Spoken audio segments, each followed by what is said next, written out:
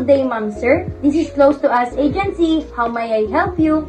My family and I recently moved out from Queens, New York to Philippines for business, and we've been living here for 3 years now.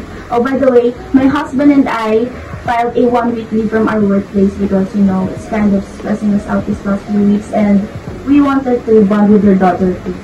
So I was planning to spend my week with my family in some places Cavite. Someone also told me that Cavite has so many famous delicacies. So we decided we will go there ourselves to try those. Well, that sounds great, ma'am. Mami, isang matagal pa ba? Hey, be quiet! I'm so sorry, ma'am. Oh no, I'm sorry. It's not you, it's my daughter. No worries, ma'am. For how long do you and your family wish to visit there, ma'am? Oh, we'd love to stay there for a week. That sounds great, ma'am. But if that's the case, please allow me to recommend some places in Cavite that the tourists like you would surely love. For hotels and accommodations, they have Twin Lakes Hotel European that inspired luxury, has infinity pool, fitness center, game room, and a cafe with a panoramic Taal volcano view. Another one is Taal Vista Hotel, located in Tagaytay. It is famous for tourists because of its classic luxury resort with 261 guest rooms, spa, fitness center, outdoor pool, and multiple dining venues. That sounds great, but can you suggest some famous tourist spots available there in Cavite, and what type of destinations can they offer? To answer your question, ma'am, yes, of course. There's a natural and man-made attractions that we love to recommend. For natural tourist place, they have Balite Falls, located in Amadeo, Cavite. Twin natural waterfalls with clean water, perfect for swimming. Great for family picnics and day trips. The facilities available there are cottages, restroom, large bedrooms, a pool, and of course, a wonderful view. There are many more places to visit there, like Tagaytay Ridge and Taal Lake viewpoints. For a man-made attractions, there is Aguinaldo Shrine located in Cavite, in Cavite, Cavite. The site where Philippine independence was declared in 1898. Historic mansions turned museum with original artifacts and a preserved balcony. Well, Cavite is surely amazing. I'm so sure my family would love it there. What are the famous foods or delicacies that Cavite can offer? Cavite offers some unique and delicious local dishes you should definitely try. Here are a few must-try delicacies. The number one is tapsilog, with the local tapa or beef, sinangag, garlic rice, and itlog, which is egg, combo popular in Gentry. The next one is tamales caviteño, made from ground rice, coconut milk, and peanuts, filled with a pork or chicken, wrapped in banana leaves that is best in Cavite City. The last one is Valenciana. It's a Filipino-style rice dish inspired by Spanish paella. It's made with glutinous rice, chicken or pork, chorizo, vegetables, and coconut milk, giving it a rich, sticky, and flavorful profile. Often served during fiestas and family celebrations. It's colorful, festive, and perfect for sharing. How about restaurants, their location or price range, and their specialties? For restaurants, ma'am, we offer Ichi Cafe, a Japanese cafe in Cavite, famous for its scenery, cool and perfect vibe, and of course, the foods and drinks that they can offer. Another one is Mang Mike's famous Valenciana, located in near Central General Trias. The price range to 120 pesos to 250 pesos per person. There are specialties: Valenciana paella, crispy lechon kawale, adobo, grilled bangus, and kid-friendly and hearty Filipino fare. Restaurants na may pipili. I can't wait to try those foods that you have just mentioned. And I've never been to those places that you mentioned, but those places are really tempting me, And this is so sweet of you to really take time and answer all my inquiries. So, I would love to thank you and your agency for your hard work. No worries, ma'am. I am happy to serve you anytime, and I would also love to thank you for taking your sweet time listening patiently to what I have said. If that is all for today, good night, ma'am. And may you and your family have safe and wonderful trip. By entertaining answering our clients' inquiries, we provide the proper and clear responses. When it comes to communicating warmly, to interacting joyfully, we are open-hearted in providing an excellent service for everyone.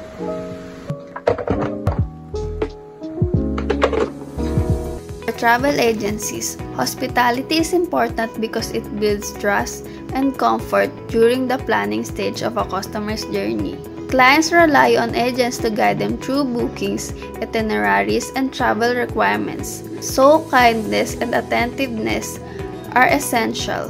A hospitable travel agent listens to the client's needs, offers helpful advice, and stays available for support. This kind of service creates a stress-free experience and encourages repeat customers and referrals.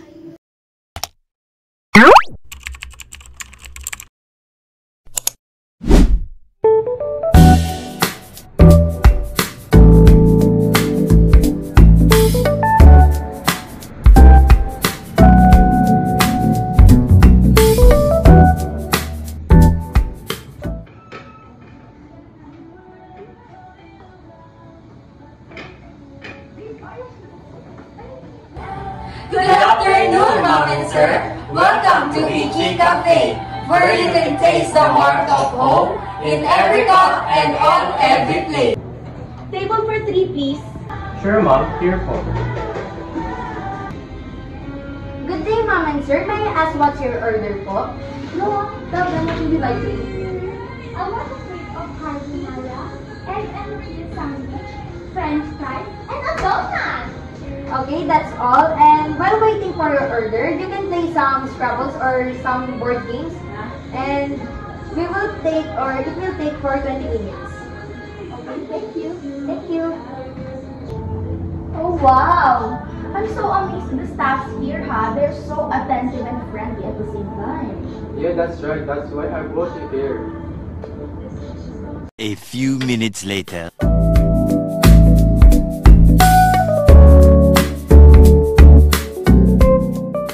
Here's your order po, a donut and a pasta carbonara, a ham and cheese sandwich, and a cheese fries. Okay, thank you. If you need anything else, please let us know po. Thank you. Wow, the food is so cutesy! But wait, let me picture first. Sure, honey.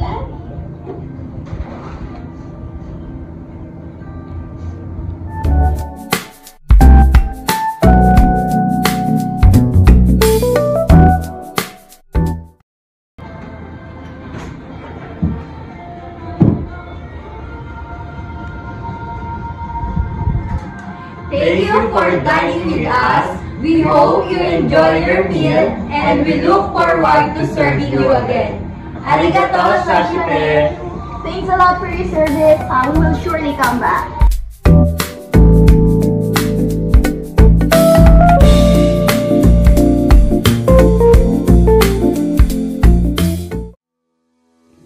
Hospitality in a restaurant is essential because it creates a welcoming and enjoyable atmosphere for diners.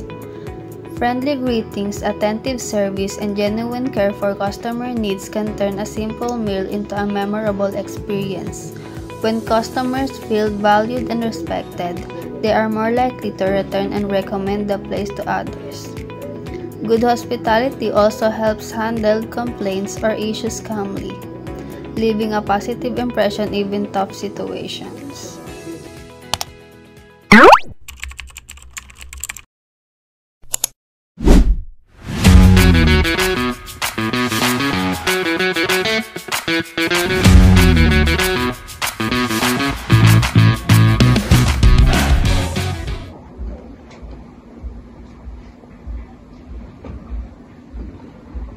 Good day, Mom and Sir. Welcome to Close to Us Hotel and Travel. How can we assist you? Well, my family and I are here for a 1-week staycation, but we've heard a lot of good things about your hotel, huh? Good choice, Mom. We offer a different room types, family and friendly amenities. Would you like a quick overview? Yes, please.